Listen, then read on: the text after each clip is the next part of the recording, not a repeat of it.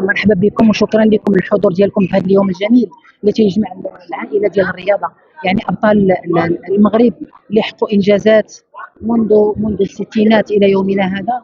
هذا تيعطي واحد التشجيع بالنسبه للابطال ديال المستقبل، بالنسبه للشباب، على انه باش يزيد يثابر ويجتهد من اجل تحقيق الانجازات اللي تشرف بلادنا. الحمد لله مؤسسه محمد السادس الله ينصر سيدنا لهذه الالتفاته هذه اللي بالنسبه للاطفال، لا بالنسبه للصحه ديالهم، لا بالنسبه للتعليم ديال وليداتهم، لا بالنسبه للسكن ديالهم.